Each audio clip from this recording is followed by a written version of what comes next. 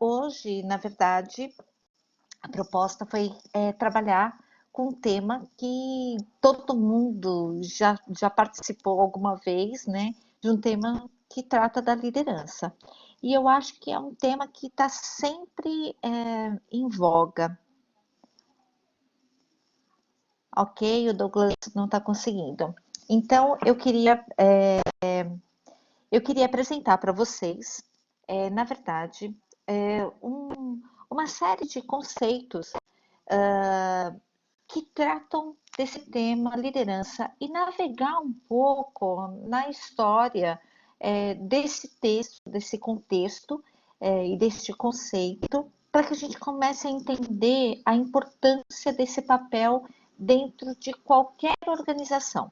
Então, quando eu falo de qualquer organização, ela pode ser pública, ela pode ser privada, ela pode ser uma organização corporativa, ela pode ser uma ONG, ela pode ser qualquer ambiente que permita que alguém possa influenciar outras pessoas para um objetivo comum, que é desta entidade, né, que a gente chama de organização. Bom, e aí, né, para falar um pouquinho, eu deixei aqui o meu mini currículo, mas deixei aqui o currículo Lattes, o meu LinkedIn. Eu, na verdade, sou uma pessoa de RH, de gestão de pessoas, amo essa área, gosto muito de trabalhar com esse tema e com temas relacionados à gestão. Hoje, além de ser professora na FESP, eu sou também membro da BPRH, sou avaliadora do Comitê de Gestão de Pessoas, né, Prêmio Destaque da BTD, e faço trabalhos de consultoria também junto com várias organizações e escolas, como a Sejan, que é uma escola de saúde. Então, é interessante quando a gente navega por tantos lugares, porque o processo de aprendizagem, ele sempre é um processo de mão dupla. A gente ensina e a gente aprende, e o aluno, ele ensina e ele aprende. Então, esse papel no processo de educação, ele é muito legal nesse sentido. E aí, né, eu gostaria de mostrar para vocês um pouco dos autores que eu gosto. Então, a Bergamini, que eu não sei se vocês tiveram oportunidade, eu deixei vários vídeos curtinhos para vocês verem. Alguém conseguiu assistir algum ou não? Eu sei que acho que a Priscila conseguiu ver o vídeo do Cauê de Oliveira. Alguns de vocês conseguiram assistir os vídeos ou não? Pois é. Quem tá Comecei a falando? ver a da Anelma. Oi, É, eu Nelma. comecei, eu comecei a assistir a da Maria Cecília Bergamini, que ela fala da questão da Ah, liderança.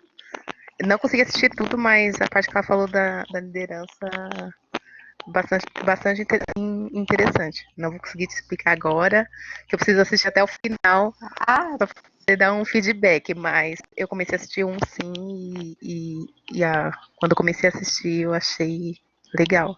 É que deu tempo para dar continuidade, que ocorreu algum, alguns obstáculos pela frente, mas eu vou dar continuidade sim.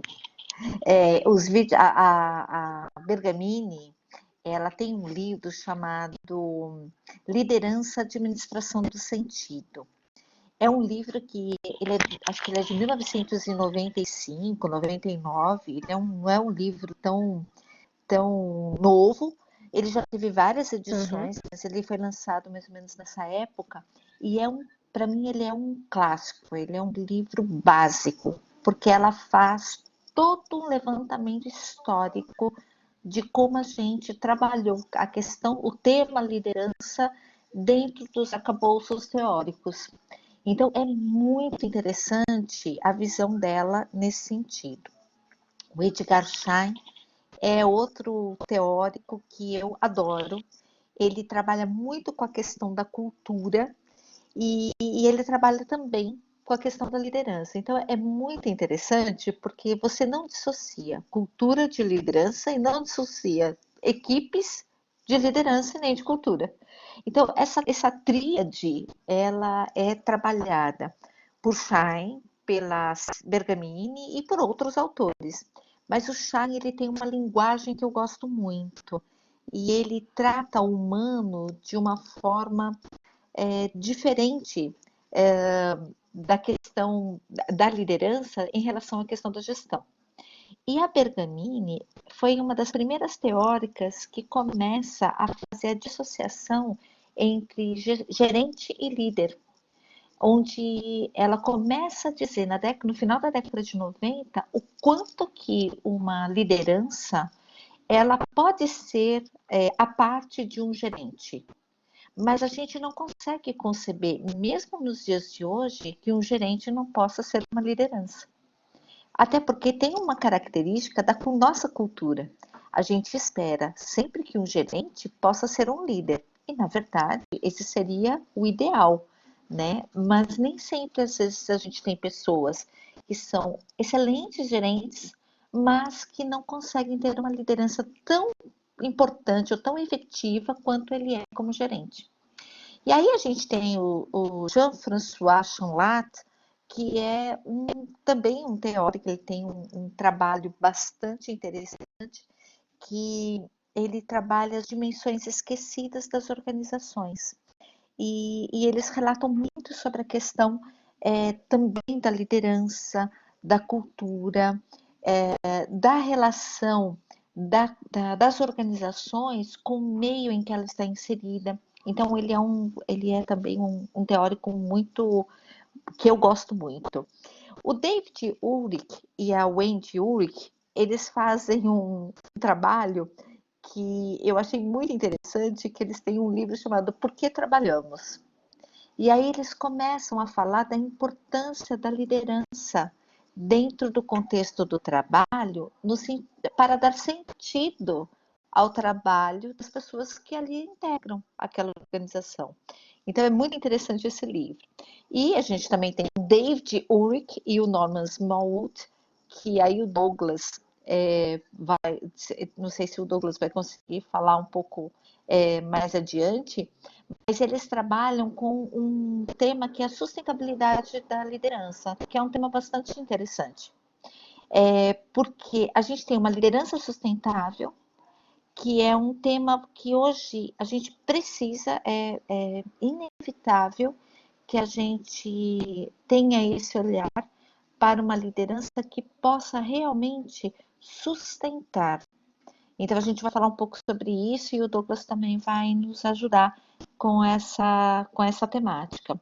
E o Scharmer, né, o Otto Scharmer, ele tem uma teoria que eu particularmente gosto muito, que é a teoria U, que se vocês tiverem a oportunidade de conhecer também, vocês vão ver que ele trabalha com esse conceito de liderança sustentável, de uma liderança mais humanizada dentro das organizações. Então, é bastante interessante a gente ver como a gente escolhe os nossos autores, né?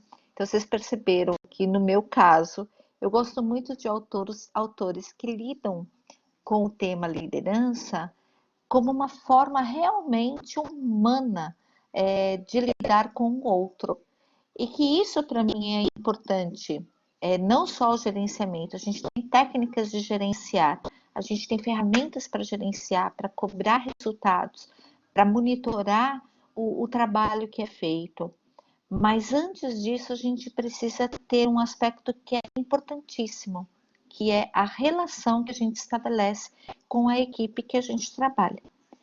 Então, essa é a minha cara no sentido de contextualização do que eu vou apresentar para vocês hoje. E aí, opa, vamos voltar aqui, né? E aí eu queria mostrar para vocês o que a gente tem ouvido falar sobre o tema liderança. Vocês já ouviram esses temas? Liderança empática, liderança sustentável, liderança consciente, liderança sem ego, liderança tóxica, neuroliderança, pipeline da liderança, liderança inovadora. Vocês já ouviram falar de outros temas que falam do tema liderança?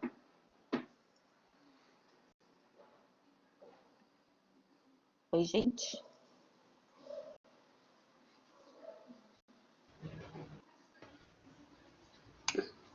Oi, Rô, tudo bem?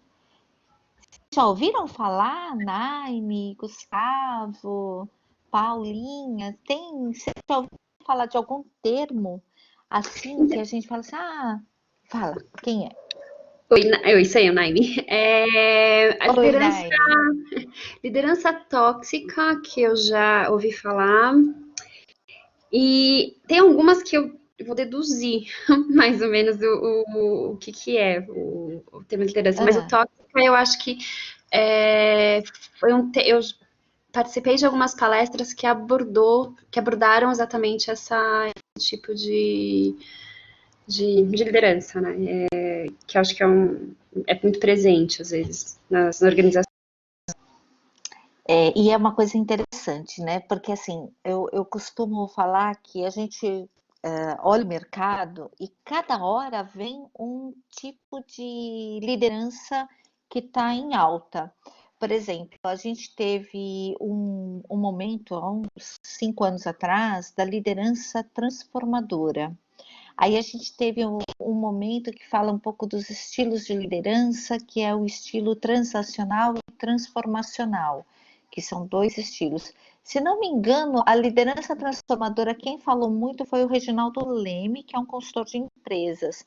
E aí, cada hora vem a liderança situacional também. Você tem vários. Existem duas coisas que a gente precisa, eu acho que é importante a gente separar. Uma tem a ver com a questão do estilo da pessoa que lidera. Então, a gente tem os conceitos de liderança, os conceitos teóricos, que trabalham um pouco essa questão do perfil de liderança. E a gente tem algumas outras vertentes que a gente acaba acompanhando, que é um modelo de liderança que está em voga para atender a um contexto.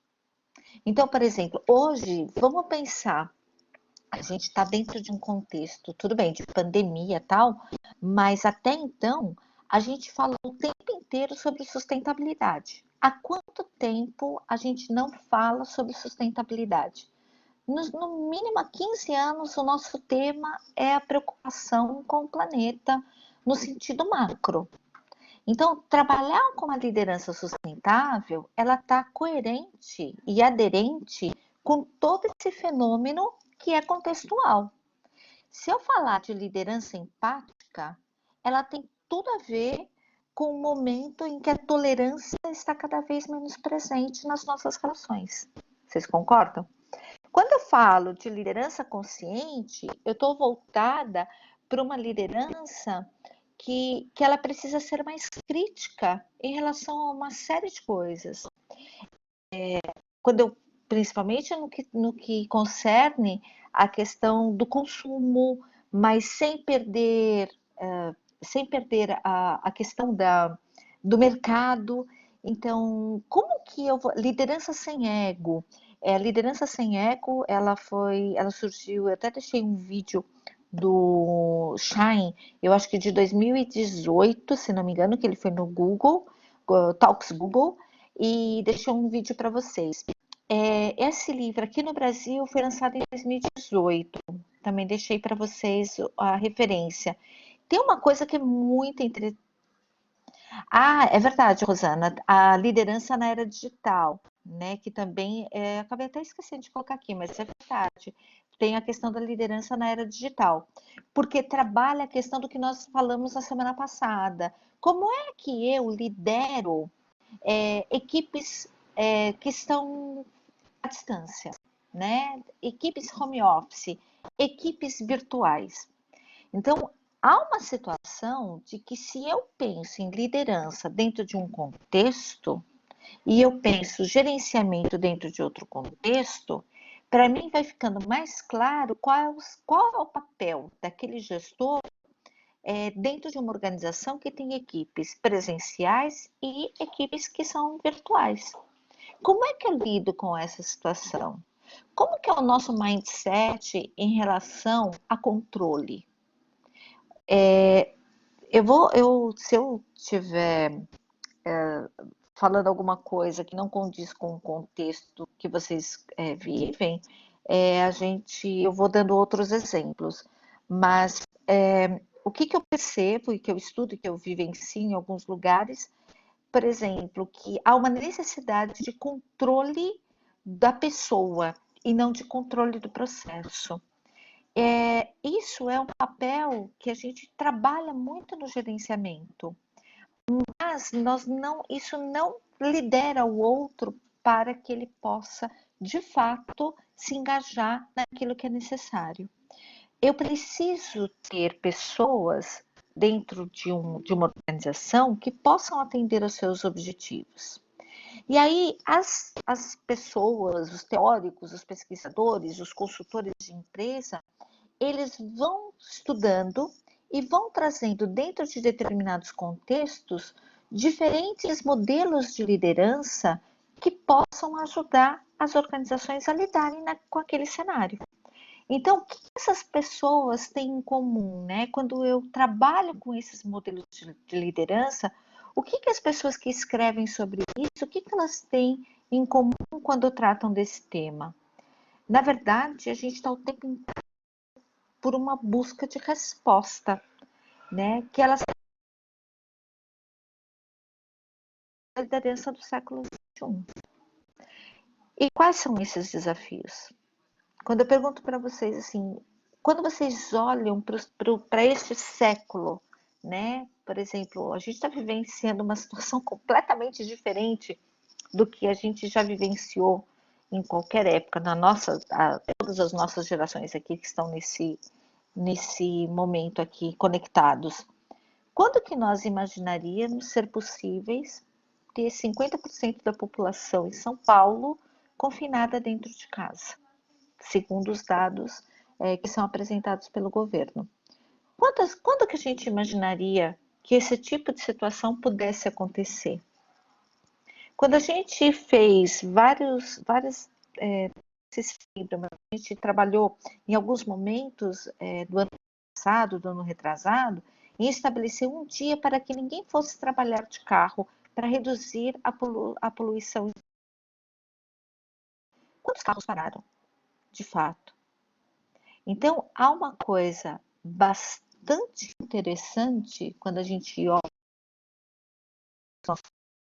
que a gente não dava bola no passado. Esse momento tão desgastante quanto a pandemia, ela nos obrigou a ter que se reinventar de uma outra forma. E essa forma significa que a gente tem aí um cenário presente e um cenário futuro que coloca a liderança num patamar um pouco diferente. Ela vai ter que pensar, né, como conseguir que as pessoas façam aquilo que é importante para si mesmas, para o grupo e para o negócio. Por que eu falo que as lideranças precisam... Esse é o maior desafio da liderança. Porque é pela influência, pelo modelo, né, pela forma como eu influencio o outro, que eu consigo realmente impactar a mudança, se o outro quiser, porque ninguém muda ninguém. Mas olha como é diferente fazer isso sem ser pela forma transacional, que é um modelo que, por exemplo, a Bergamini trabalha muito com isso nas organizações. Alguém sabe me dizer o que seria uma forma transacional? Já ouviram falar nesse modelo transacional? Alguém se arrisca?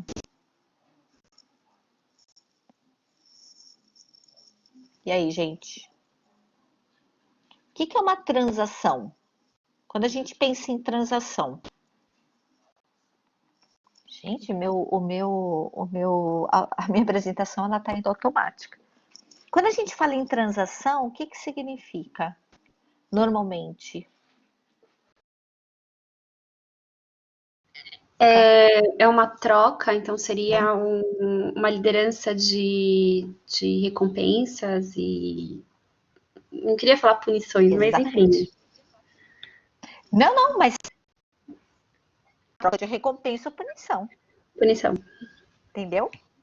E a punição, gente, é assim, olha, se você não fizer, olha, eu preciso que você, por exemplo, trabalhe até mais tarde, faça hora extra. Ah, olha, eu não posso. Bom, se você não pode, então eu não posso contar com você. Quando houver uma promoção, eu não vou indicar você, porque quando eu precisei de você, você não pode me atender. Essa é uma forma transacional que lida com a punição e com a recompensa. É diferente quando eu falo de transformacional. A forma, quando eu tenho um modelo de transformacional, é quando eu trabalho com um papel que é mais do líder educador. É aquele que facilita o processo de aprendizagem e respeita a decisão daquele indivíduo. Talvez alguns de vocês possam estar pensando assim, poxa, mas se o cara, toda vez que o líder pede alguma coisa, ele sempre nega, será que ele está engajado? Não sei. A gente não pode esquecer, essa é uma pergunta que a gente não pode esquecer, não pode deixar de criticar, né? E a crítica no bom sentido. Quando eu penso em alguém que não aceita fazer tudo o que eu quero, eu tenho também que pensar que ele não pode. Às vezes ele não tem condições de ficar até mais tarde por N motivos. Por exemplo, ele tem que buscar o filho na escola e não tem ninguém que possa buscar. Então, a questão do tempo, quando a gente contrata alguém, a gente contrata por um horário estabelecido, não é verdade? Hoje, por exemplo, a gente não tem mais, estando nós, né, trabalhando offline, a gente tem pessoas que podem fazer o seu horário e a gente tem pessoas que estão trabalhando em horários fixos, como se ela estivesse na empresa, ela tem horário para entrar e horário para sair. A questão do engajamento não tem a ver com a pessoa de negar o tempo inteiro, ficar até mais tarde, mas o quanto ela se compromete com o resultado que ela entrega. É claro que é muito melhor para um gestor ter alguém disponível o tempo inteiro, mas nem sempre isso a gente tem com todo mundo. A gente tem também hoje uma geração de pessoas mais jovens que ela busca o equilíbrio entre o ser profissional, o ser social e o pessoal. Ele quer ter tempo e ele quer se organizar de forma que ele possa ser o melhor profissional do mundo, mas que ele possa estar com os amigos dele, poder viajar e que ele possa também, de alguma forma, ter uma vida pessoal respeitada. Só que hoje, com a tecnologia, a gente percebe que uma coisa acaba misturando com a outra. Então, isso é um dado que a gente precisa pensar que é um grande desafio para nós. Aonde está o limite entre nós, no âmbito organizacional, para isso? Será que eu consigo que esse limite permita que as pessoas façam aquilo que precisam ser feito dentro da organização? Será que eu posso ser um líder que realmente seja um modelo para essa minha equipe e que ela possa ter autonomia para realizar o que ela sabe fazer? Quando eu falo em autonomia, o que vem para vocês? O que significa ter autonomia dentro de uma organização? Quando Bom, vocês. na minha opinião, eu acho que assim, para a pessoa ter uma autonomia, ela, vamos supor que eu tenho uma tarefa, ela decidir daquela tarefa e tomar ação à frente, sem perguntar para terceiras, ela tomou ação daquela situação, então ela tem autonomia para isso. Isso mesmo. E tem uma questão que muitas lideranças e muitos gestores têm medo dessa palavra autonomia. porque às vezes a autonomia pode parecer como algo que seja de autoridade. Autonomia é uma coisa, autoridade é outra. Fala, Nani.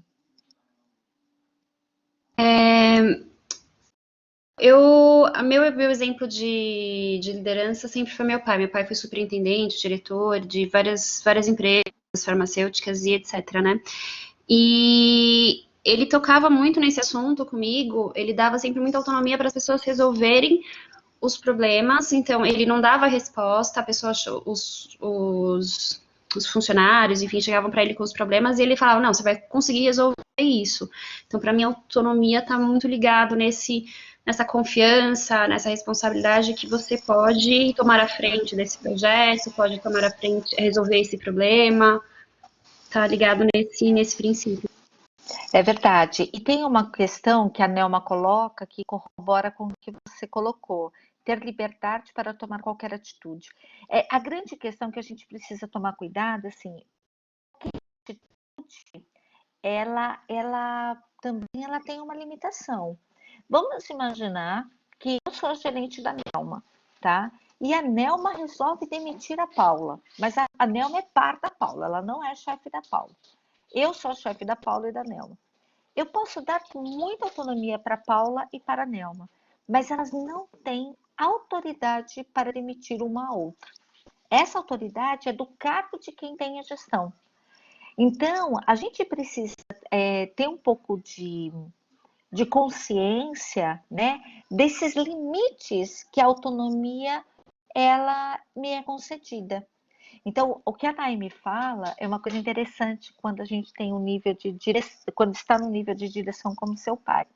Por exemplo, geralmente, quando eu atinjo um patamar de diretoria, o que acontece? Eu tenho as pessoas que estão abaixo de mim, elas já têm uma maturidade, que foi o que a Paulinha trouxe, tem uma maturidade que realmente as pessoas são capazes de enfrentar situações, tomar decisões, porque elas têm já uma maturidade e uma visão do negócio como um todo. A questão é que eu também tenho que tomar cuidado quando eu tenho uma equipe pouco madura e que ela não tem uma visão do negócio mais ampla, pela própria condição da função dela naquele momento. Então, existem algumas coisas que, quando você tem uma liderança que ela promove o diálogo, que ela promove a aprendizagem do indivíduo, que ela promove a maturação da equipe, a gente consegue lidar com isso de uma forma muito melhor.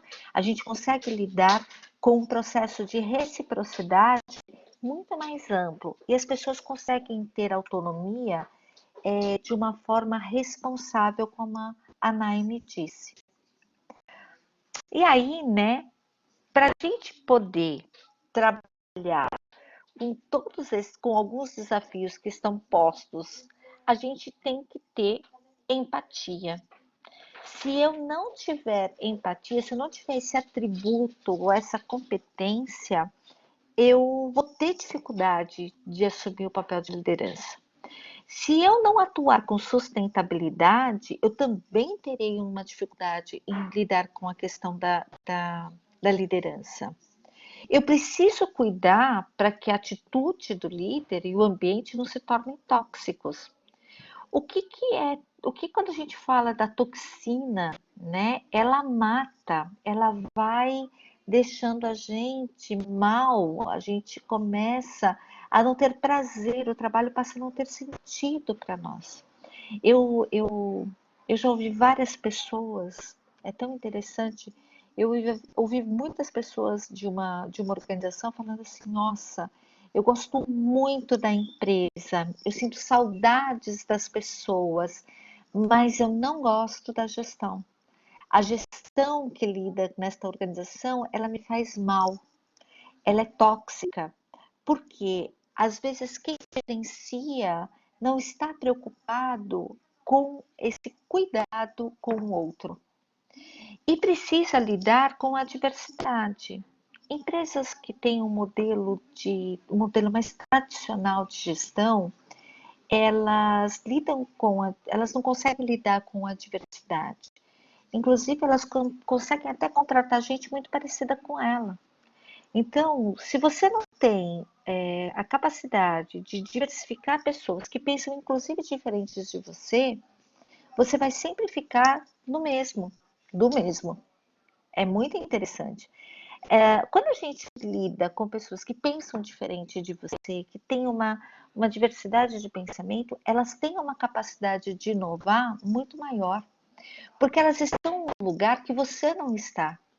Então, isso vai ampliando a visão de quem lidera e ampliando a visão do grupo. Um grupo mais diverso, ele consegue também desenvolver uma empatia maior. Isso se eu tiver uma liderança que realmente privilegie esse tipo de atitude. Agora, se eu tiver uma empresa que tenha um ambiente que privilegia a questão da empatia, da diversidade, mas eu tenho uma liderança que não concorda com este ambiente, eu acabo tendo um problema também. Porque essa pessoa que lidera ou que gerencia, ela não vai ser capaz de promover a potencialidade da proposta ou da política que a empresa oferece com a equipe que ela tem disponível. E aí a gente vira exatamente uma guerra, né? Vira uma guerra de poder, uma guerra de mandos e desmandos. E isso é muito perverso dentro das organizações. Vocês já viveram alguma situação de uma liderança tóxica? Vocês já tiveram essa condição de viver trabalhar com alguém que era extremamente tóxico ao grupo? Alguém já teve essa situação? Ou não? Gustavo, Enelma. Ué, Douglas, ela pode ter vivido, mas não com você, entendeu? Eu nunca tive essa, graças a Deus, nunca tive essa experiência, assim.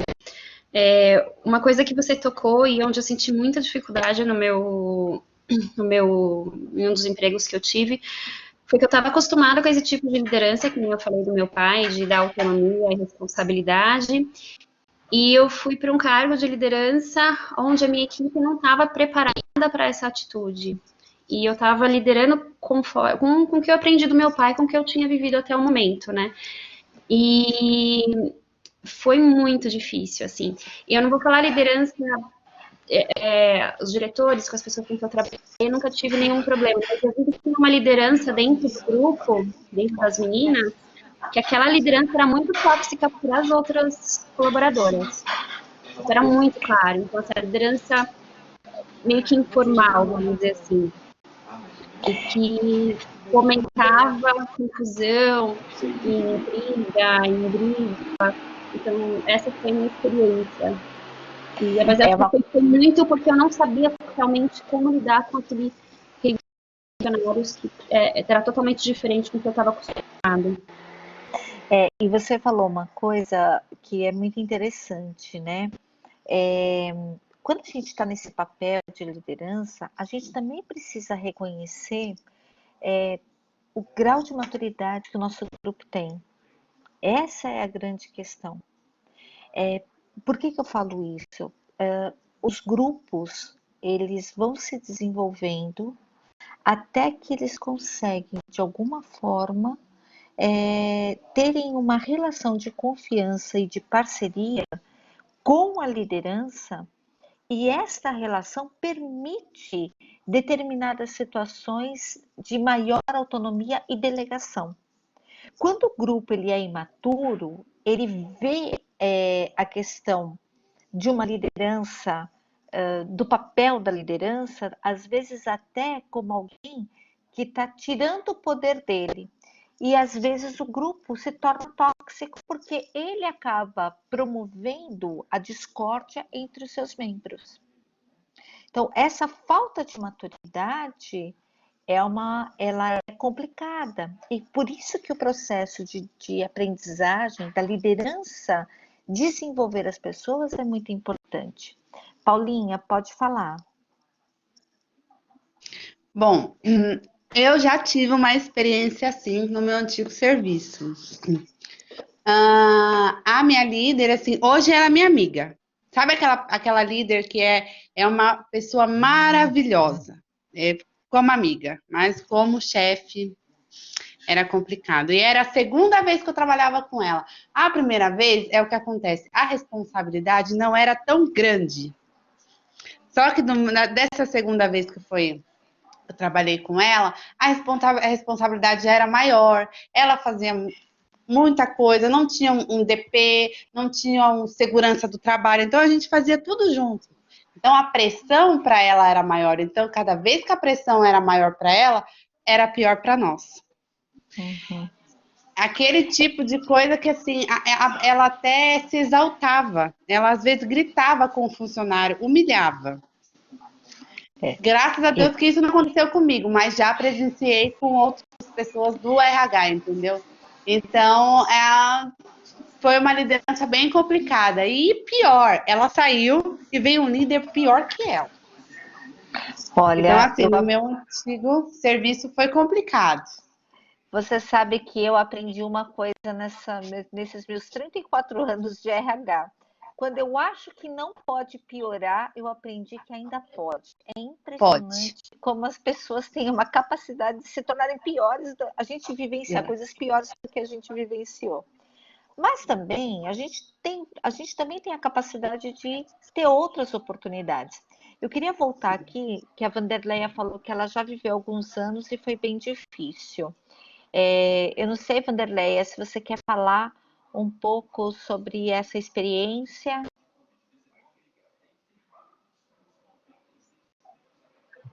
Oi, sim, boa noite. Posso Oi, falar Vanderleia. assim? Então, o que aconteceu? Muitos anos, né, na secretaria, igual eu falo, eu trabalho lá há muitos anos, estou 22 anos já, é uma vida. Já tive as melhores chefes do mundo, que liderou assim maravilhosamente, que eu vou ter exemplos para o resto da minha vida. Mas também tive aquela que acabava com a gente. Se eu via todo dia, se eu tiver que fazer o que você está fazendo, eu não preciso de você aqui. Desce do salto que isso não é para você, sabe? Coisas desse tipo. Todo dia a gente ouvia isso. Então foi difícil, porque assim, a gente traz uma ideia nova, a gente quer mudar, quer renovar. Não, isso aí, imagina, você tá louca? Nunca vai funcionar aqui. Então foi bem complicado. A gente passou alguns anos, eu falo a gente, porque tem uma priminha antiga na secretaria, então foi bem Gente, complicado. e você Foi sabe, bem complicado. você está trazendo uma situação que é muito interessante. A Bergamini, se vocês vão assistir um vídeo que fala da motivação e da desmotivação. E é muito interessante, porque assim, eu sempre, quem estuda motivação vai entender que assim, ninguém motiva ninguém, mas o inverso é verdadeiro. Se eu tiver uma liderança que ela vai me podando, ela vai me agredindo, ela vai me violentando emocionalmente, o que vai acontecer? Eu, eu não consigo ter uma ligação com o meu trabalho. Aliás, eu quero sair deste trabalho, porque o trabalho ele é prazeroso quando a gente convive com pessoas que realmente possam fazer a diferença, que elas respeitam a gente, que elas trabalham junto. Isso não significa que a gente não tenha conflitos. A gente tem conflitos, mesmo em grupos muito bem estruturados, maduros, a gente tem um conflito. E o conflito não necessariamente é ruim, né? O conflito é bom. Tem uma coisa interessante no que o Douglas colocou, que ele coloca assim, ó, existe o problema quando uma determinada área tem uma liderança tóxica que gera feio impacto em outras áreas e outras lideranças. E isso que o Douglas traz é uma questão que está muito vinculada ao tipo de cultura que o Schein trabalha. Tem um livro do Schein que chama Cultura e Liderança. E ele trata exatamente disso que o Douglas está tratando. Não é, não é tão simples assim. Até porque as relações de poder, gente, elas são sutis. Existem vários, se vocês estudarem, ó, poder pode ser uma coisa interessante para um próximo tema, né? O poder, as relações de poder que existem nas organizações.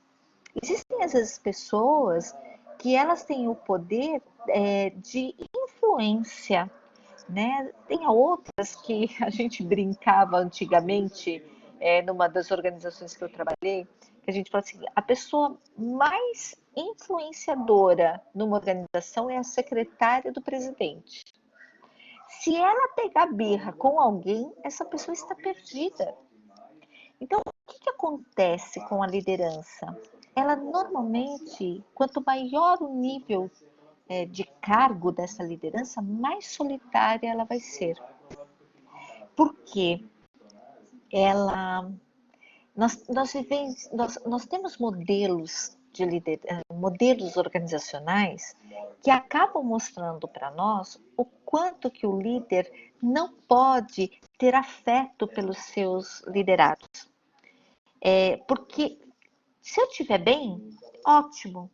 Mas se eu não estiver bem, se eu tiver que demitir alguém, isso como é que eu vou demitir alguém que eu tenho um afeto muito grande?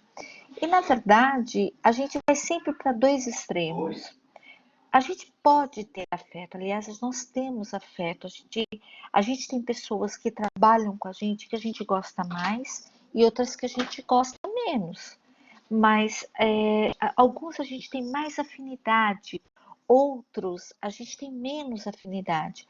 A gente geralmente tem afinidade com quem pensa igual a gente. E esse é o perigo da liderança, se deixar ser influenciada por apenas uma outra pessoa. E aí traz muito essa questão que o Douglas coloca aqui, que para mim, ela é extremamente importante. Quando você tem uma liderança capaz feudo e ela tem o respaldo de um poder maior, essas pessoas elas perdem a força. E isso é muito perigoso para a organização, porque a organização tende a perder ótimas pessoas que poderiam fazer um trabalho excelente, porque as pessoas não conseguem ver possibilidades. E quando ela não vê possibilidade, não vê o que é possível, ela acaba deixando de realizar coisas que ela faria e que transformariam e inovariam aquela empresa, aquela organização, aquele ambiente. Então, quando a gente olha, né, para um movimento que é de liderar, a gente começa a perceber que ele é muito mais complexo do que gerenciar. O gerenciamento eu consigo fazer de forma racional, técnica. Vou pegar aqui o caso da Paulinha, da Nelma, que tem, até mesmo da Vande, que elas têm um trabalho que tem uma questão legal muito forte, né? Então, se eu pegar, por exemplo, a Paulinha não pode chegar e falar assim, ai, quer saber de uma coisa? Agora, como a gente está em pandemia, agora no mês de abril, eu resolvi que a gente não precisa fazer a folha dentro do prazo certo. Ah, eu tenho autonomia para mudar. Provavelmente a chefe dela jamais permitiria isso, correto? Ela tem esse nível de autonomia. Ela jamais poderia fazer isso. Mas pode acontecer, no caso de situações que não são regidas pela lei, de ter situações que realmente as pessoas possam mudar, né? Essa pode propor coisas, mudanças, que não vai, né, Paulinha, não vai mexer com a lei, né? Mas e que a gente acha que o fato de não ter uma legislação por trás, a gente consiga realmente fazer algo que fuja, né, da minha ânsia, da minha linha de poder. Isso é extremamente importante a gente pensar. Quando a gente pensa em poder, a gente precisa também pensar na questão da empatia. Quando a gente exerce poder sobre o outro, como é que o outro se sente? Como que as pessoas se sentem quando... Como que vocês se sentem quando alguém coloca determinada posição para vocês e que vocês julgam que ela não tem poder para isso? Vocês se sentem confortáveis? Vocês não ligam? Ficam chateados? Como que é o sentimento que vem? Vocês param para pensar, nossa, por que a pessoa está fazendo isso? Alguém já teve uma situação dessa? Dá um exemplo, Andréia, só para eu entender mais ou menos o que você está perguntando, que eu ainda não entendi. Tá, por exemplo, imagina que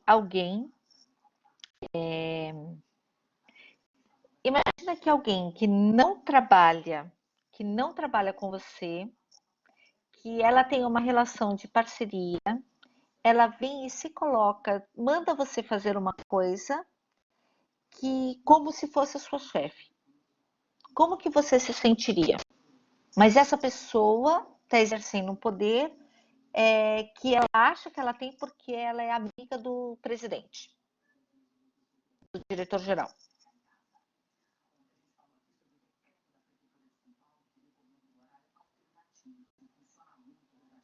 Vocês se sentem tranquilos? Olha, para mim tudo bem, eu faço. Não, eu não faço. Então, para mim, eu, eu não olho tanto, mas isso acho que é mais um traço da minha personalidade. Eu entendo toda a parte política que existe dentro do trabalho, mas eu tento entender qual é a finalidade e o porquê e tudo que está envolvido dentro daquele pedido. Então, se não é um chefe direto, é algo que vem de um outro setor, alguma coisa assim, eu não vejo, eu vejo, tá, isso vai trazer benefício, qual que é o motivo, qual a motivação, por que tá perguntando para mim, tá? Se for, beleza, se também eu achar que não é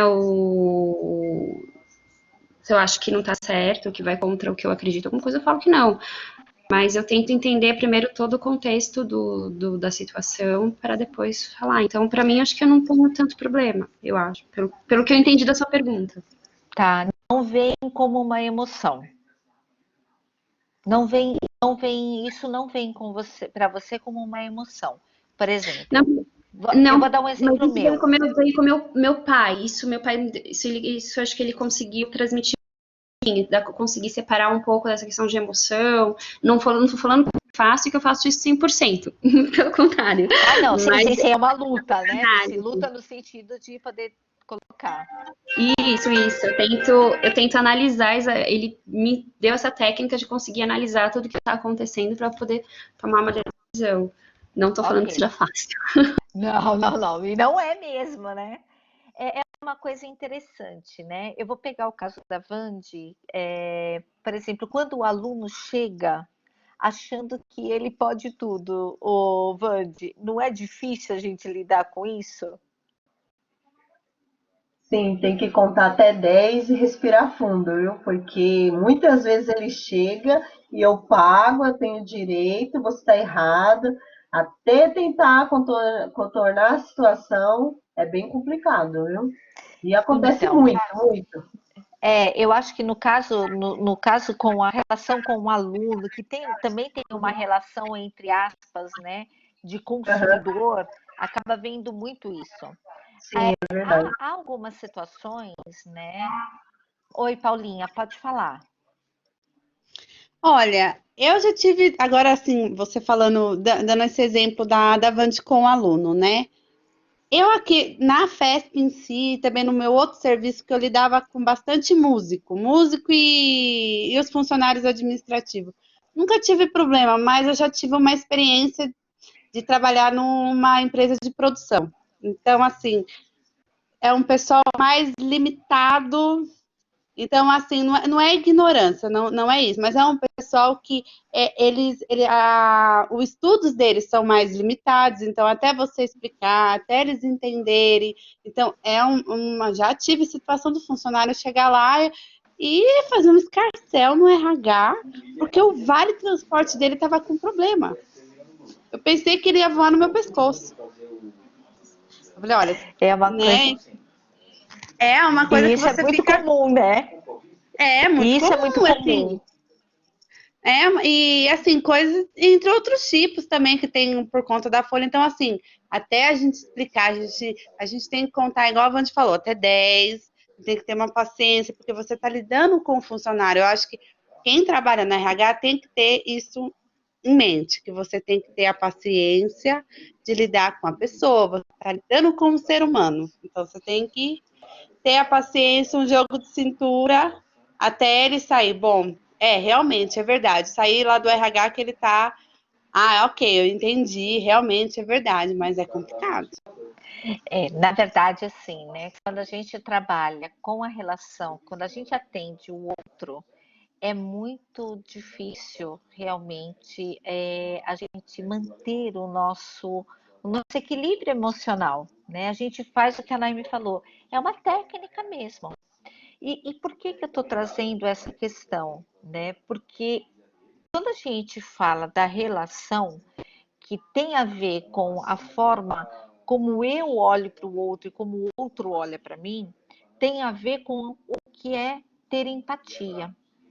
E assim, acho que empatia foi um tema que entre 2017 e 2019 ele foi muito discutido nas redes sociais, nas consultorias, no mundo do trabalho. Para vocês, é claro, o que é ter empatia? É claro esse conceito para vocês? O que é ter empatia? Quando eu pergunto assim, o que é ser empático? O que é ter empatia?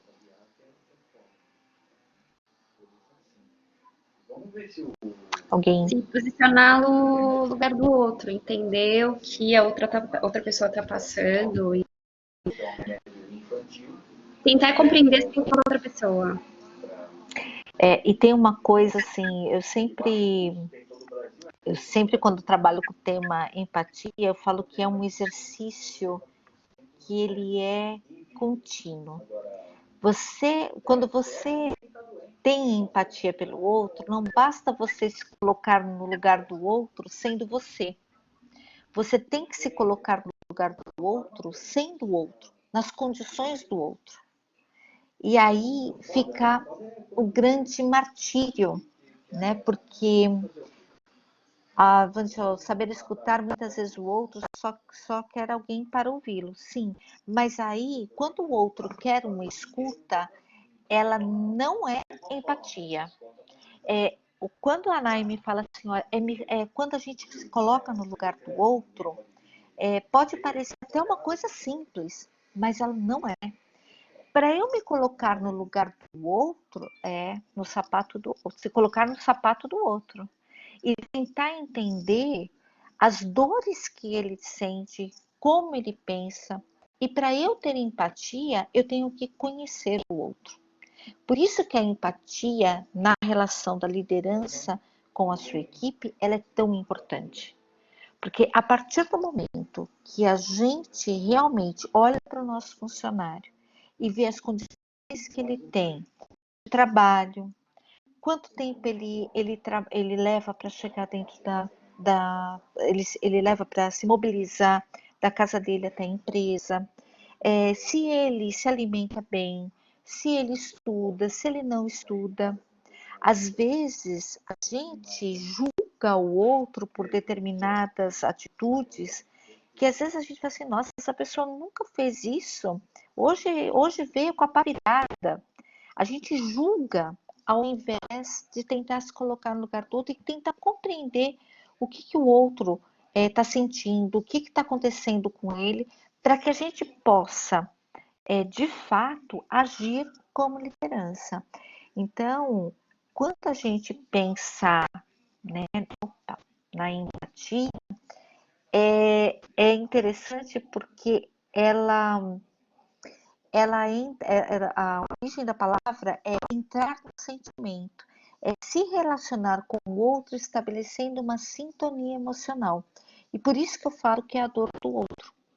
É quando você se coloca na dor no lugar do outro. Agora, se eu não conheço o outro, se eu tenho uma equipe que eu não conheço as dores da minha equipe, como é que eu vou conseguir ter empatia dentro dessa relação?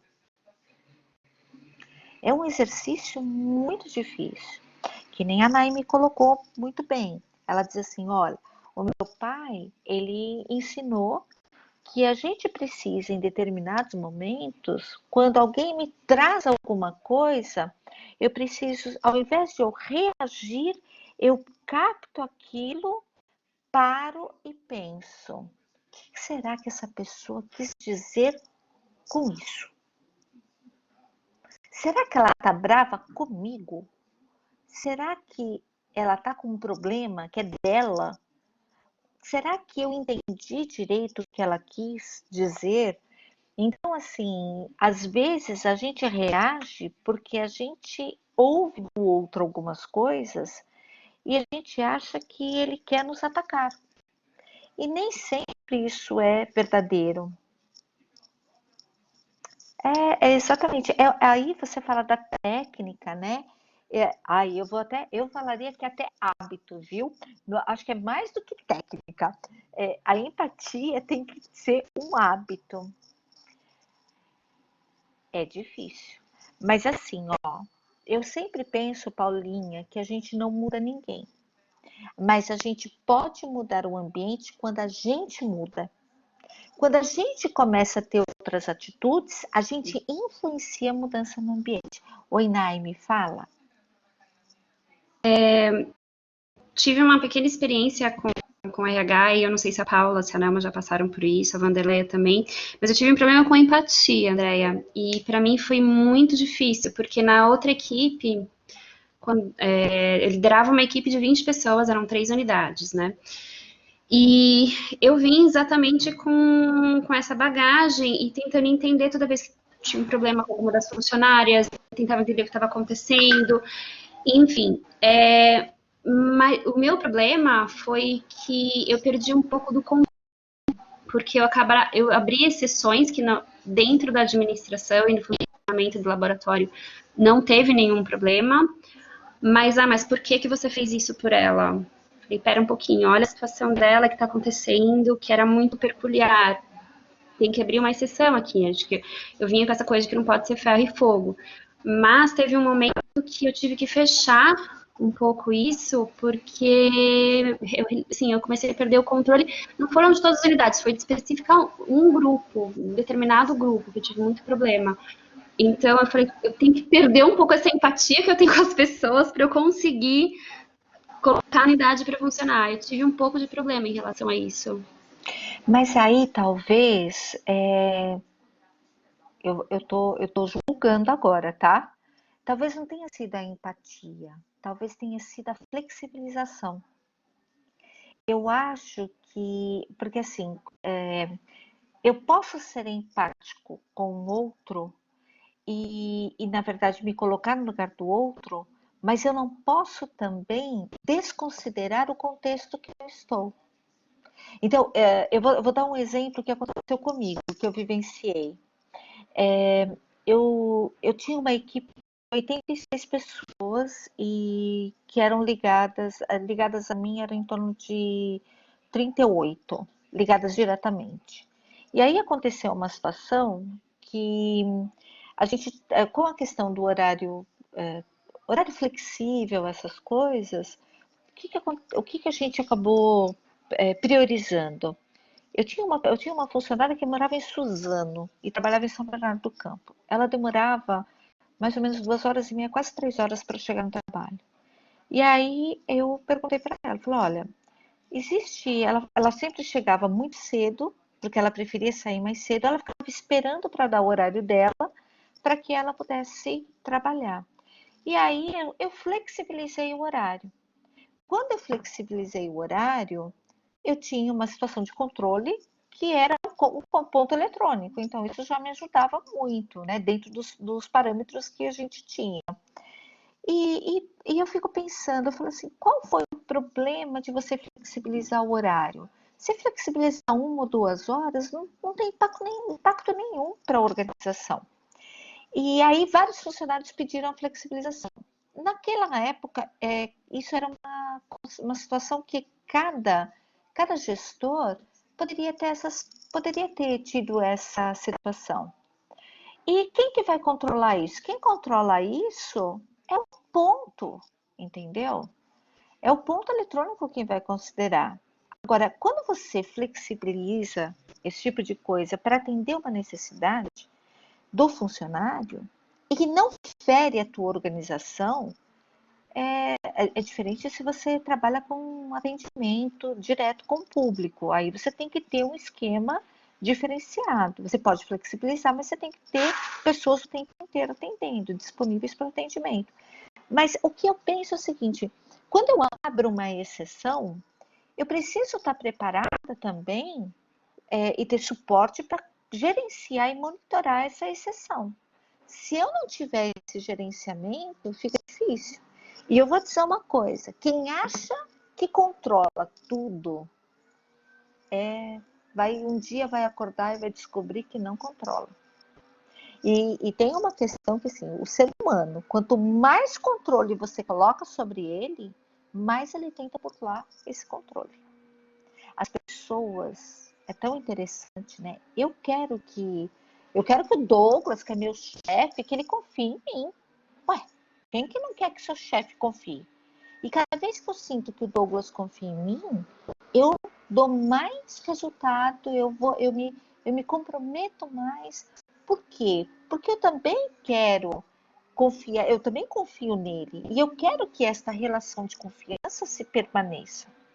Agora, quando eu peço a flexibilização do horário, o meu chefe não flexibiliza, às vezes o que acontece? O funcionário achar que o chefe acha que ele está mentindo, né? Que ele não confia nele, ou que ele não é incapaz de abrir uma exceção para aqueles, já que eu tenho uma forma de controle. Então, é muito interessante, né? Porque a questão da empatia, ela permite, inclusive, que você flexibilize mais, ou que você até explique para o seu funcionário que você não pode atender uma necessidade que ele tem, mas que outra alternativa poderia se ter naquele momento. Não é verdade? O problema é que a gente volta na questão da cultura. Existem algumas culturas que elas são muito inflexíveis. É muito interessante isso, né? Então, a gente precisa também começar a se preocupar em olhar, e aí eu falo que é a visão crítica que a liderança tem, em olhar para o processo e dizer assim: o quanto que isso me permite ou quanto não me permite flexibilizar. O quanto isso me permite atender o funcionário, o quanto não me permite. O que eu ganho e o que eu perco. A grande questão é que a gente sempre acha que o não é a resposta mais fácil. Porque quando a gente tem muitos funcionários também, é difícil a gente atender ou manter, né, a organização de todo um processo, sem ferir os resultados, se eu não tenho uma compreensão desse processo e desse resultado, né? Então, eu vejo assim, por exemplo, como o nosso caso, que trabalhamos numa instituição de ensino. O maior fluxo de alunos é à noite, não é pela manhã. Então, vamos imaginar que a Vande resolvesse falar assim: olha, a maioria dos meus funcionários querem trabalhar de manhã e não querem trabalhar à noite. Por mais empática que ela seja, ela vai conseguir colocar todo mundo de manhã, porque não atende uma necessidade que é da própria área. Então, a gente precisa também ter essa visão, que é uma visão mais ampla. E a gente não precisa ter medo, né? Essa é uma coisa que eu sempre vejo hoje em dia. As pessoas têm muito medo do que o outro pensa. Se eu tenho medo do que o outro pensa, é porque ou eu não conheço o outro ou ele não me conhece. Ou a relação relação, ela não é tão transparente que permita um diálogo sem a transação que eu falei para que a Naime falou da punição.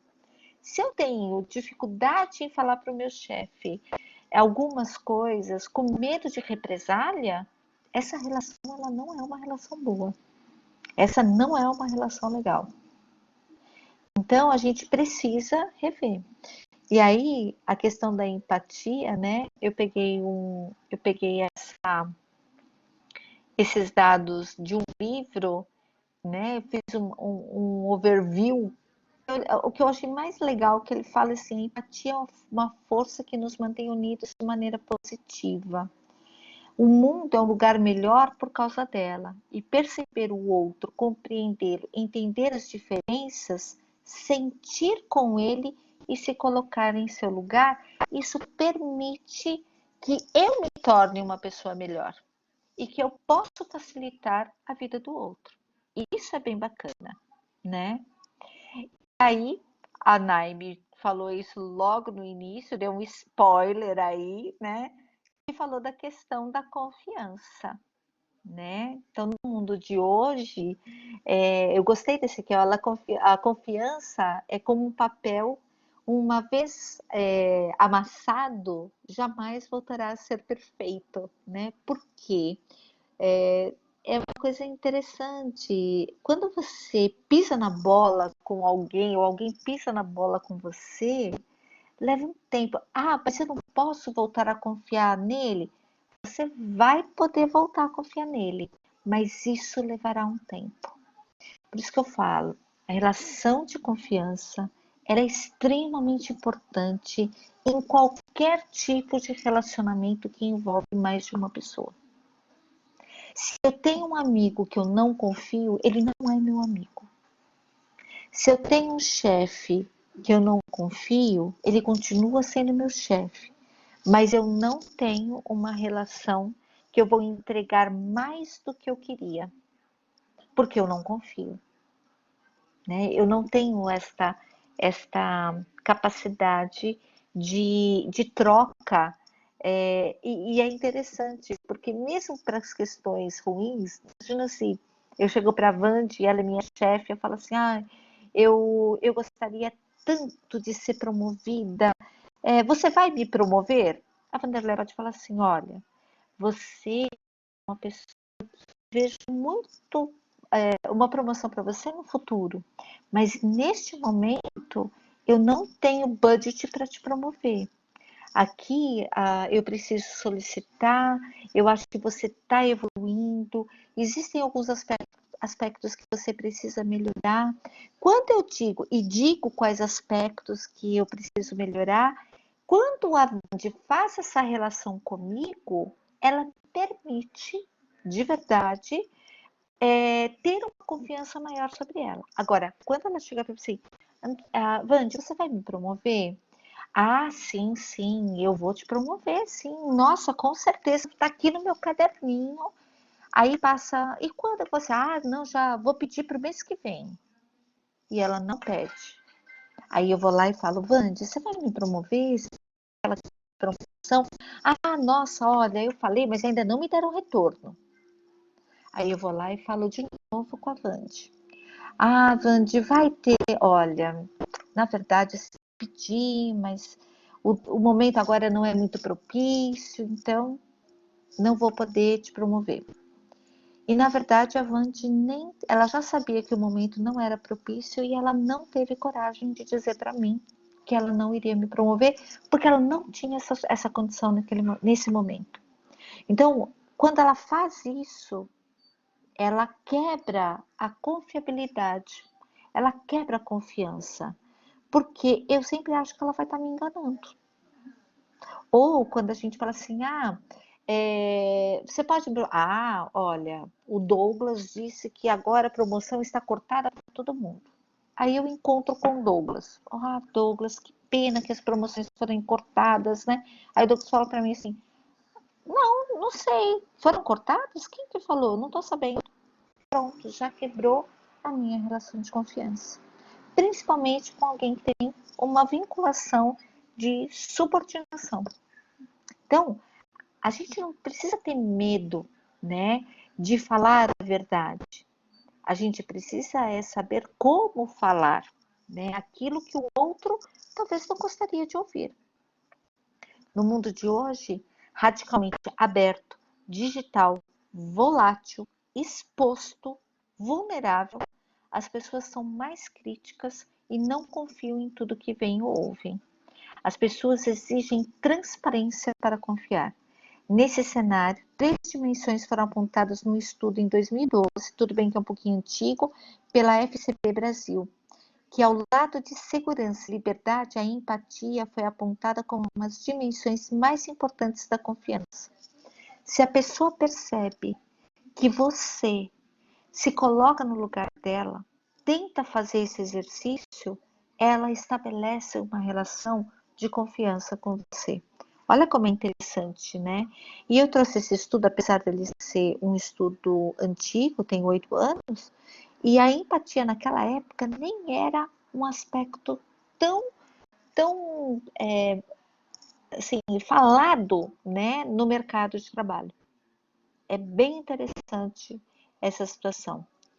E o que significa ser uma liderança sustentável?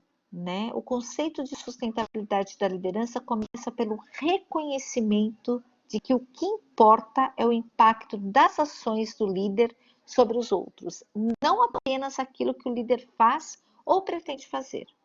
Diz respeito à tendência humana de nos julgarmos pelas nossas intenções, enquanto os outros nos julgam e nós julgamos os outros pelo comportamento. A sustentabilidade da liderança tem de se expressar não apenas pelas intenções pessoais, mas também pelo comportamento observável. É tão interessante, né? Porque vocês já perceberam como a gente julga as pessoas, às vezes pela forma como elas reagem a determinadas situações, pelas intenções que elas têm. Eu brinco, é tão interessante porque assim a gente julga as pessoas no ambiente de trabalho, a gente julga as pessoas pelas entregas que elas estão nos dando. Mas quando a gente quer ser julgado, a gente quer ser julgado pelas intenções, né? Então, por exemplo, alguém chega para a Naime chega para mim e fala assim: Nossa, mas eu te entreguei tal, te entreguei o relatório tal, te entreguei o relatório Y, eu queria fazer um projeto, eu tentei fazer, eu fiz tantas coisas, né? Eu fiz um projeto, eu queria fazer uma festa para os funcionários, e aí quando eu vou ver o que ela fez, ela me entregou só o relatório. As outras coisas foram só as intenções que ela desenhou. E aí é uma coisa interessante, né? Quando a gente quando a gente julga o outro por aquilo que ele entrega e descaracteriza as intenções, aquilo que ele queria fazer, aquilo que ele não teve condições de fazer, a gente também estabelece uma relação, a gente acaba estabelecendo uma relação fragilizada, né? Porque o outro pode se sentir também desprestigiado, como se você, tudo aquilo que ele fez e que não concretizou, como se fosse somente culpa dele. E muitas vezes, quando a gente tem uma liderança sustentável, ela é aquela que suporta. A Naime quer fazer uma festa para os funcionários, para os alunos, essa liderança, ela dá condições para que essa festa aconteça. Se a Naime não tiver as condições para fazer a festa, vai ficar só na intenção, mas a culpa não é dela. Entenderam? Deu para entender ou não?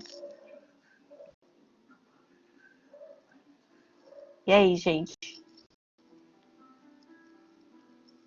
Legal. Então, é muito interessante quando a gente pensa na questão da liderança sustentável, né? Oi, Gustavo, pode falar.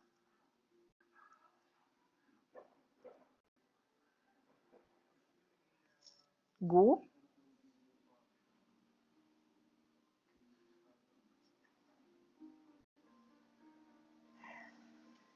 a culpa é de quem?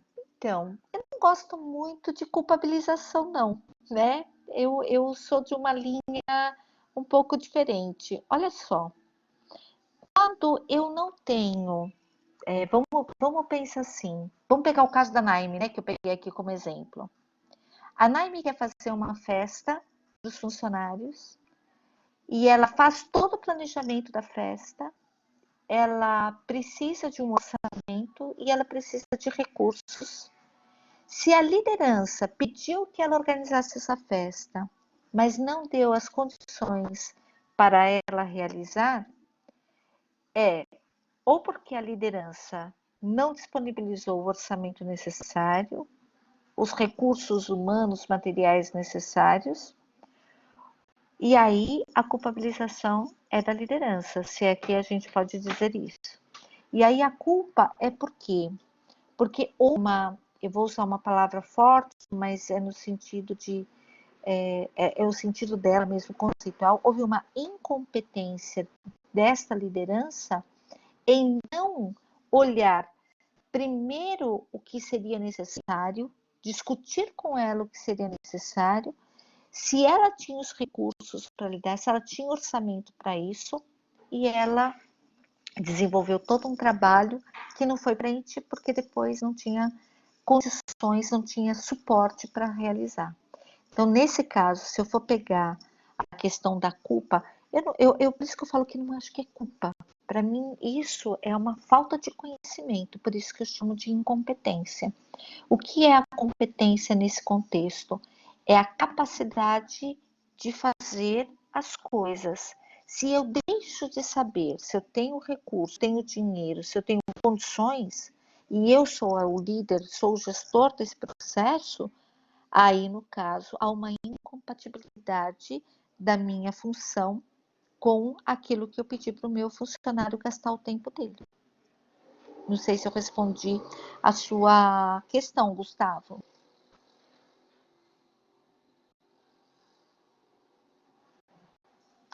A gente precisa tomar um pouco de cuidado. Legal. A gente precisa sempre tomar um pouco de cuidado em relação à questão do papel, né, da liderança, da gestão, de quem ocupa esse papel. Quando a gente pensa o que os autores da sustentabilidade eles trabalham, eles sempre estão discutindo a questão de ter uma liderança mais próxima aos seus funcionários. Porque a sustentabilidade parte também do processo de relação. Então, eu deixei um livro, no final dessa apresentação, gente, eu deixei vários livros, literatura, vídeos, para que vocês possam ter acesso a isso que a gente está falando. Mas os autores sobre liderança sustentável, eles trabalham 7 disciplinas para o desenvolvimento de uma liderança competente, né? Primeiro, a questão da simplicidade. Segundo, a questão tempo, né? Tem que ter tempo. Uma liderança, ela tem que investir tempo nesta relação com o outro. Ela tem que estabelecer a definição de responsabilidade. As pessoas, elas gostam de ser responsáveis. As pessoas não gostam de ser colocadas como manetes. As pessoas, se você dá responsabilidade para alguém, essa pessoa, ela vai fazer acontecer, porque ela sente que você confiou nela essa atividade, essa tarefa. Ela sente que você confiou na competência dela para realizar aquilo que você está pedindo. Você tem que trabalhar com recursos. Há uma questão interessante, né? Eu sempre trabalhei com recursos escassos. Era uma questão de um modelo de gestão quando eu trabalhava como gerente. Então, assim, você sempre tinha que pensar em algo que pudesse ter menos recursos financeiros, pudesse ter menor custo. Então, assim, você tinha que estar com a sua mente, você tinha autonomia para desenvolver projetos, mas você tinha sempre que pensar no menor custo possível. Você tinha que aprender a negociar, você tinha que aprender a fazer coalizões, Por isso que compartilhar, colaboração, é extremamente importante para redução de recursos, redução de custos. A gente precisa fazer monitoramento. Há uma diferença entre monitoramento e controle, né? O controle parte de um pressuposto de que pela nossa linha de tradição organizacional, modelos mais tradicionais, você tem que ser burocrático, você tem que ter maior controle para garantir que ninguém vá impedir, né, esse processo de ter o seu fluxo corrente. E aí a gente tem um monitoramento que eu acho muito legal nas metodologias ágeis, que como que você monitora? Você trabalha com os sprints. É muito interessante as reuniões rápidas que as pessoas fazem uma vez por semana para posicionamento de como que estão cada situação, cada processo, cada responsabilidade que foi definida. Então, o monitoramento, ele está numa situação onde cada um ele vai devolver para a liderança o momento de reunir e todo mundo dizer em qual estágio daquele processo está. Vamos imaginar que a Paulinha trabalhasse comigo e ela tivesse na questão da folha de pagamento, a gente tivesse que fechar a folha no dia 20 desse mês. Então a gente faz uma reunião 2, 3 dias antes para saber se todos os lançamentos foram feitos, se a gente conseguiu identificar alguma pendência que não foi aprovada, como que nós vamos dar o retorno disso. A gente já senta para finalizar todos os fechamentos que precisam ser necessários para a folha de pagamento. Se eu faço isso, eu tenho um checklist, entre aspas, né, que me dá segurança que o processo está fluindo. Eu tenho aqui um líder sustentável, que trabalha sustentabilidade, ele está sempre preocupado com a melhoria. O que eu posso fazer para melhorar os meus processos, os meus produtos, os meus serviços, para que as pessoas tenham mais tempo para inovar? E um líder sustentável, ele tem que trabalhar a questão da emoção.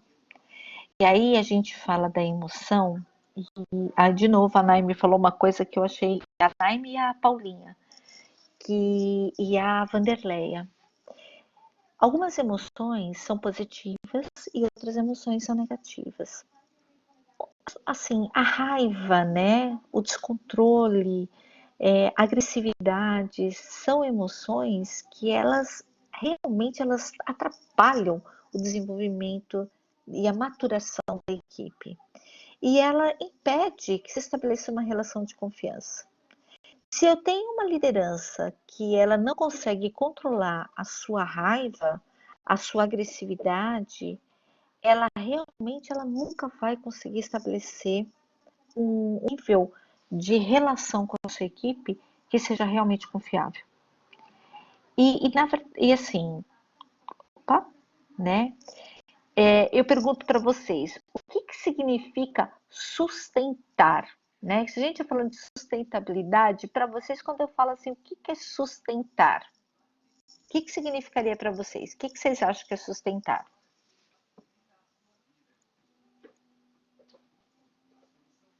Estou falando muito, né?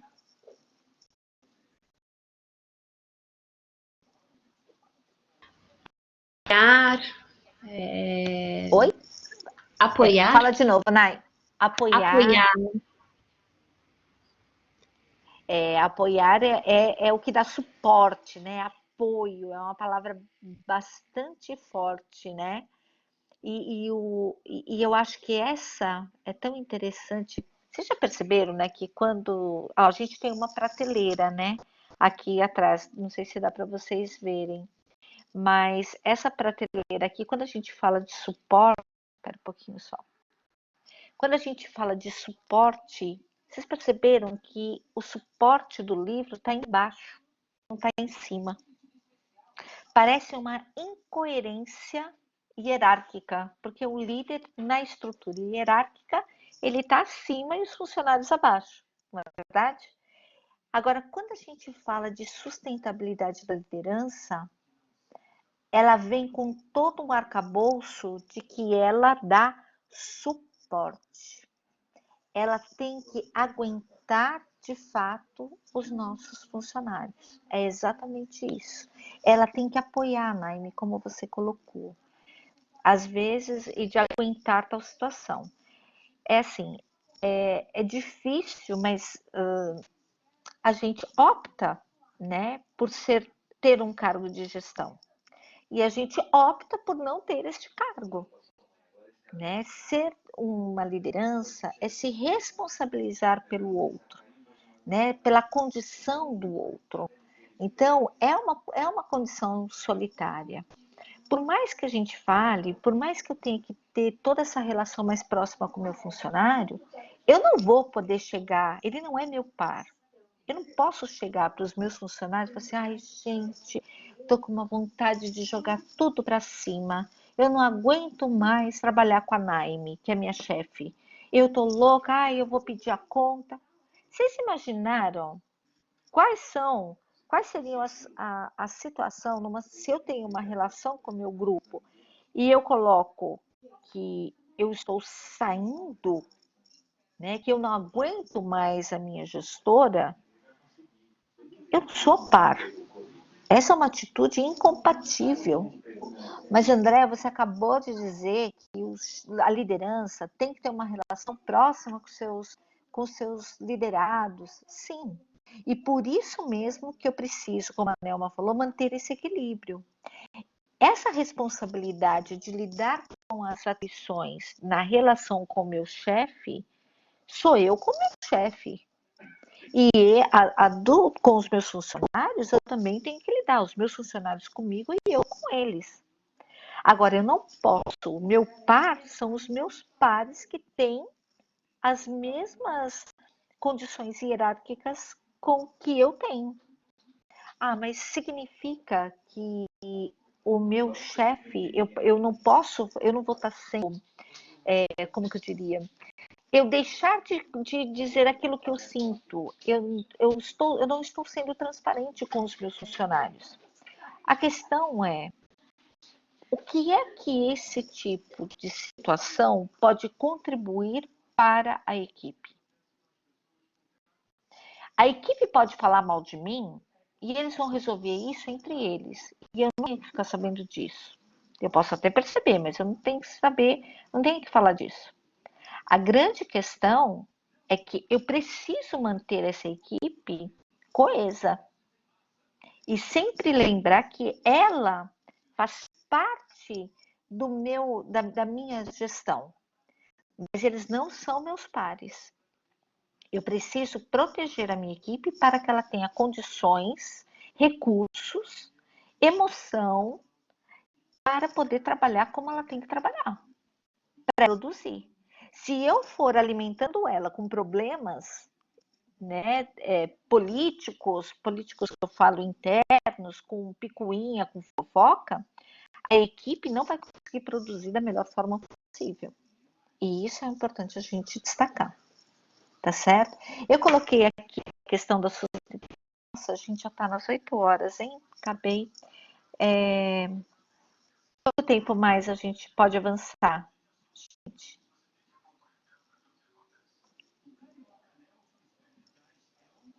O que vocês acham?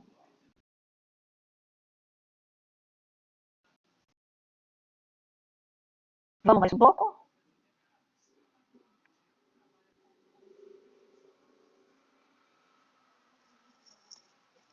Vamos mais um pouquinho? Aí, se por um acaso a gente deixa para outra semana, ou eu deixo o material com vocês, tá certo? E aí, né, o Schein traz a questão da liderança sem ego. E nossa, eu sou apaixonada pelo Edgar Schein, então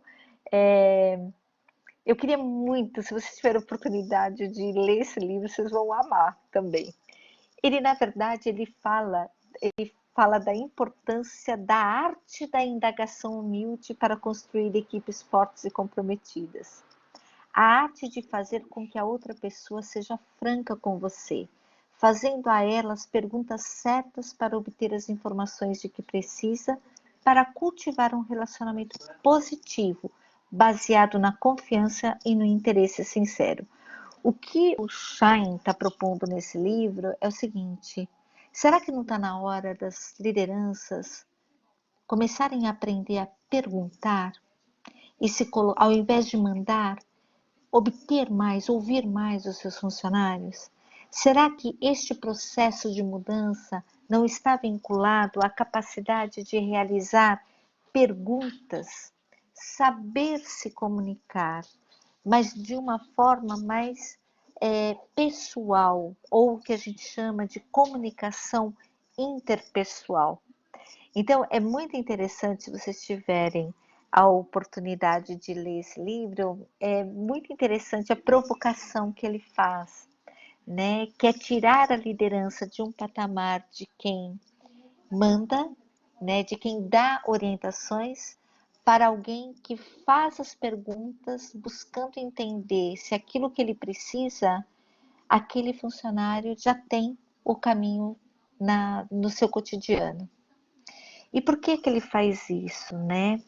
Porque ele começa a levar as pessoas a perceberem um pouco mais como que o gestor ele percebe a sua equipe e levar esse gestor a desenvolver melhor os seus sentidos.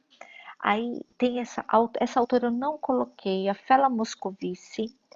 Ela tem 2 livros que são maravilhosos, que é Desenvolvimento Interpessoal e Equipes Dão Certo. Ela é uma psicóloga que sempre trabalhou com desenvolvimento de grupos e equipes. E ela traz essa seguinte frase: o ser humano comunica-se por meio de palavras ou gestos ou posturas, etc. O fato de estarmos na presença de alguém já indica que estamos interagindo e comunicando algo aos demais, seja por meio de disposição para conversar, constrangimento, ressentimento ou qualquer outro sentimento. Tem uma questão que hoje em dia é muito interessante. Eu vivo isso na sala de aula, o Das também, com certeza. É o seguinte: quando você está falando com os seus alunos, tal, de repente você olha lá, um tá no celular, dá para ver aqui, né? Tô lá no celular, mas tal. Aquilo dá uma sensação, né, de que ele não está interessado. Mas se ele falar alguma coisa, não. Aí se eu chegar e falar assim: ai, Nelma, deixa o celular um pouquinho aqui, né? Presta atenção em mim. Ela fala assim: não, professora, eu estou prestando atenção em você. Mas o que é que esta imagem ela passa? Que aquilo não está sendo interessante. Vocês concordam? Quanto que às vezes a gente está em reunião, hoje nas organizações, e a gente percebe esse tipo de comportamento? Vocês já viveram isso? Ou já fizeram isso? De estar na reunião? Eu já fiz, gente, várias vezes. Quando eu vejo, já fiz. Tanto que agora eu coloco o celular dentro da bolsa, que é para não ter problema. Vocês já tiveram essa situação, vivenciaram essa situação? Só que não com outras pessoas, com vocês, né, fazendo isso. Vocês já fizeram isso? E provavelmente deve ter acontecido como eu, né? Nem perceberam, não é verdade? Às vezes a gente nem percebeu que isso pode ter a outra pessoa. Imagina você sentado, o seu funcionário pede para ter uma conversa com você, uma conversa importante, e aí você, com toda a sua empatia, você vai ouvir, pega o celular e começa a responder alguma coisa pelo celular. Como é que a pessoa do outro lado vai se sentir? Né? Então, assim, a gente está falando de uma coisa que é habitual, que a gente está o tempo inteiro com o celular na mão, mas olha como isso comunica de uma forma bem diferente, né? Então, é engraçado porque a Fé ela fala uma coisa que eu acho muito interessante. Ela diz assim: ó, os princípios básicos da comunicação é entre eu e o outro. E aí eu sempre falo isso para os meus alunos, né? A mensagem, ela é irreversível. Não se volta atrás no tempo. Mensagem não se desrecebe. Por ela ser um processo contínuo, é impossível repetir o mesmo evento. Impossível voltar atrás, desdizer, tirar o que foi dito, porque nenhum dos envolvidos é mais a mesma pessoa. A partir do momento que a Nelma disse para mim que eu sou incompetente e ela pede desculpas logo em seguida, que não foi isso que ela quis dizer, aquilo já me impactou. E eu não serei mais a mesma pessoa que eu era antes de ter essa mensagem. Então, olha como a comunicação pessoal ela é importante. E quanto essa comunicação interpessoal, a gente chama também de comunicação não violenta, né?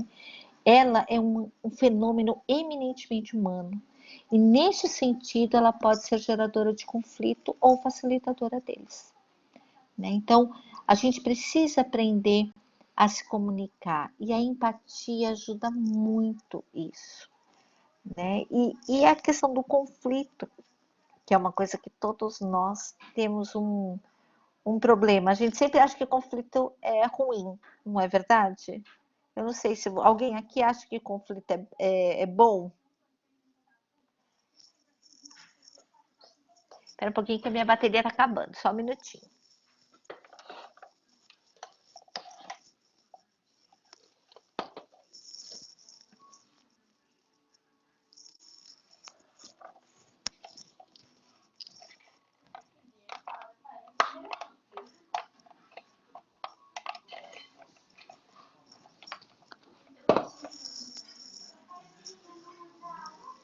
Opa, pronto, arrumei. Depende do que, Naime? Desculpa. Depende do conflito. Por isso que Eu acho, Oi, fala, desculpa, né? Naime, desculpa. Eu vejo assim, dentro da experiência que eu tive, às vezes o conflito é a forma que a pessoa tem de tentar estabelecer uma comunicação com você. Então, aí eu tento entender o que está acontecendo por trás do conflito causado por alguém ou alguma coisa, para ver o que a pessoa está querendo dizer com aquilo, porque às vezes o problema é realmente de comunicação, tá indo cruzado, né? Então, tem uns conflitos que, enfim, sabe quando a coisa é ruim mesmo, mas eu tenho que prestar essa atenção. Aí, nesse caso, eu não acho que o conflito seja tão ruim, porque a gente está tentando se comunicar de alguma forma, e a partir daí cai sobre a gente saber lidar com entender com essa situação. Por isso que você fala que depende mesmo, né? Na verdade, assim, o conflito ele é visto como uma luta ativa de cada um por um resultado desejável para si. Quando a gente está num conflito, a gente está debatendo e, por exemplo, podemos ter opiniões diferentes e a gente quer influenciar uma outra e com isso surge um conflito. O problema é quando o conflito ele sai do âmbito do debate e vai para uma questão mais de agressividade, né? De imposição, de poder. E aí, na relação da liderança com a sua equipe, aí é papel da liderança tomar cuidado para que este conflito não se torne algo ruim para ambas as partes, tá? Aí é papel da liderança estabelecer o limite dessa luta, né, pelo resultado. Às vezes, qual é a tentativa que a gente faz? Gente, se nós não estamos conseguindo chegar num acordo, vamos parar agora e a gente começa de novo num outro momento. Amanhã a gente marca uma reunião e tenta achar uma solução, né? E aí, quando as partes elas abrem um espaço, né? Poxa, vem aí a questão da escuta empática. Deixa eu ouvir o que ele está querendo dizer. Às vezes a gente está dizendo a mesma coisa e a gente não se permite ouvir. Vocês já viram isso? Né? O conflito também é visto como o estado de insatisfação das partes. Insatisfação que pode ser gerada por divergência de interesses, desacordo de ponto de vista, partilha de recursos escassos, competição pelo poder, de novo, poder. E essa tensão que às vezes envolve pessoas, grupos, quando existem tendências ou interesses incompatíveis. A gente a gente tem vivido sim alguns momentos, né, na família, nas empresas, a questão dos conflitos em relação a posições políticas, essas coisas. Isso tem gerado muitos conflitos, né, muitas divergências e rompimentos de relação. Na empresa é mais difícil haver esse tipo de rompimento, pelo menos explícito é mais difícil. Por outro lado, a gente tem alguns mitos que falam sobre conflitos, né? Que os conflitos podem ser resolvidos sozinhos. Não são resolvidos sozinhos. A gente tem que ter um mediador. Se vocês tiverem a oportunidade, eu vou até escrever aqui, eu indicaria um filme chamado Sete Anos. Na verdade, é Anos. Meu Deus. Na Netflix. Se vocês tiverem Netflix, eu dou uma sugestão para vocês poderem assistir esse filme. Vocês vão amar, porque trata exatamente de conflito e como que a gente media, né, a resolução de um problema que é um problema que virou um conflito. Confrontar um problema ou uma pessoa é sempre desagradável. Não, se houver respeito, né? A gente pode confrontar, desde que a gente seja empático, que a gente seja respeitoso, né? Ético, isso é importante. A presença do conflito em uma organização é um sinal de gerenciamento inadequado. Mentira, tá? O gerenciamento inadequado não é o que provoca o conflito, né? Não é culpa do gestor. Às vezes há situações em que o próprio grupo, por uma disputa de espaço, ele acaba gerando determinados conflitos. Mas o maior provocador de conflitos são processos mal desenhados. Vocês sabiam disso? Quando a gente tem fluxo de processos mal desenhados, eles geralmente são os maiores desencadeadores de conflitos. Os conflitos entre os colaboradores é um sinal de pouca preocupação com a organização. Não é verdade. O fato de a gente ter conflitos entre colaboradores não significa que as pessoas não estão preocupadas com a organização. Pelo contrário, se elas não estivessem preocupadas com a organização, muito provavelmente elas não estariam nem aí.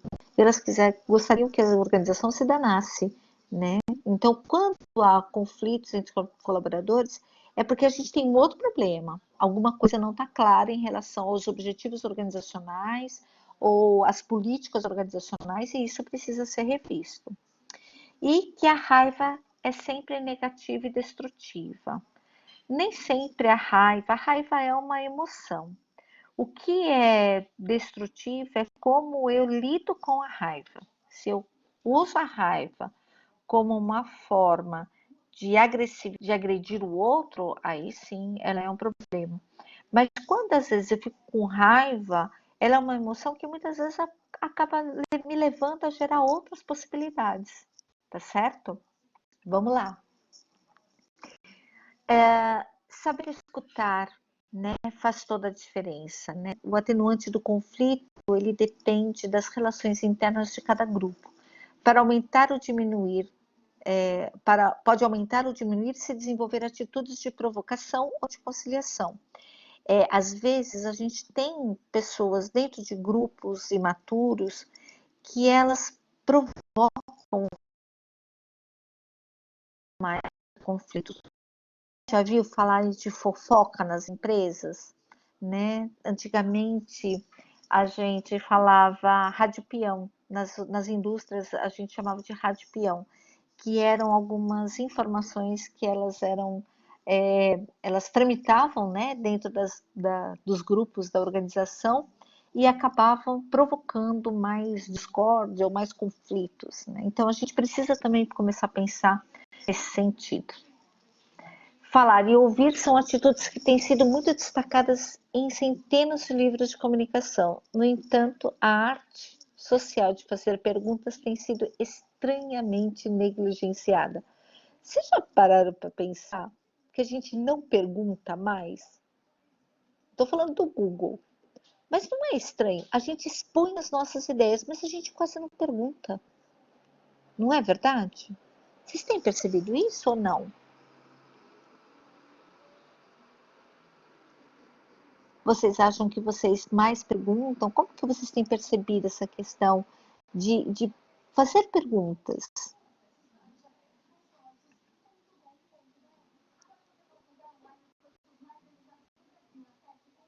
E aí, gente?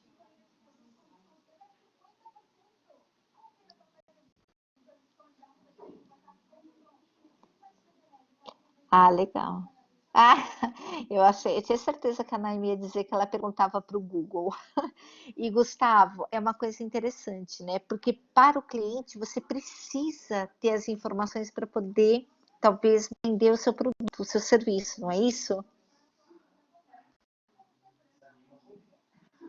Ah, tá. Você trabalha com B2B, entendi. E aí é imprescindível perguntar. Mas assim, e nas relações internas com seus pares, com a sua equipe? Às vezes sentimos receio de perguntar. Pois é,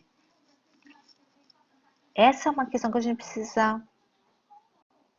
precisa tomar cuidado, né? Quando a gente sente receio de perguntar. Eu acho que a gente precisa tentar entender por que a gente tem esse receio. Né? O que está impedindo essa pergunta? É o que o outro vai pensar de mim se eu perguntar? Ou sou eu mesmo que tenho dificuldade em estabelecer essa conexão? Acho que isso é uma coisa importante para a gente trabalhar. Ó, gente, eu coloquei aqui o filme 7 anos. Eu acho que vocês vão gostar. É uma história bem interessante que fala sobre ética, fala sobre os dilemas dos relacionamentos, fala um pouco sobre a existência humana. É bem bacana, tá? Vamos lá. Essa daqui eu tinha até falado da questão da. Era uma curiosidade, eu vou deixar aqui, nem vou passar, depois vocês veem essa questão da curiosidade, da questão dos multitarefas, tá bom? E eu não sei, eu estava pensando o seguinte: o que vocês acham da gente parar aqui um pouco da questão da liderança tóxica? Eu acho que eu calculei muito mal o meu tempo, eu fiz uma apresentação, acho que para mais tempo. Vocês acham que a gente para agora e a gente volta na semana que vem, dá continuidade? O que vocês acham?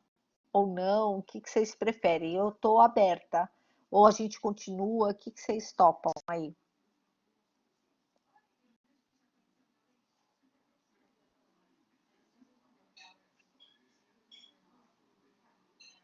Continua? Então, beleza. Então, vamos lá. A hora que vocês quiserem dar uma parada, falar, Pro, já deu? Aí vocês dão um toque aqui no chat, tá bom? Não tem problema, Vande, sem problema. Mas vai ficar gravado. Depois aí você pega se você quiser, tá bom? E aí, vamos lá, né? Tem uma autora chamada Alessandra Assad.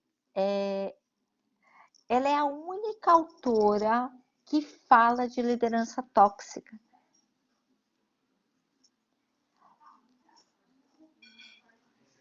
Ok. E aí, Gustavo? Topa continuar semana que vem? O que vocês acham? Tudo bem então para todo mundo? Naime, o que você acha? Tranquilo? Então, legal, gente. Aí eu vou pedir só para Douglas. Eu consigo. Não, não consigo. Eu não consigo parar a gravação, tá? Ai, legal. Se não tiver problema, gente, aí eu arrumo aqui o material e deixo disponível a semana que vem. O que vocês acham? Pode ser? Ai, que bom.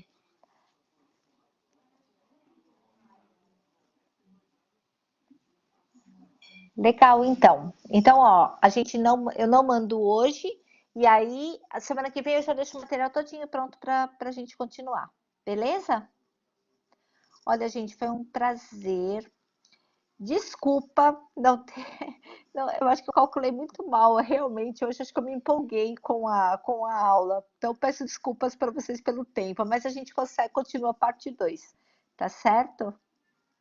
Então, beleza, gente. Muito obrigada, viu, pela participação de todos, tá? Um grande beijo para vocês.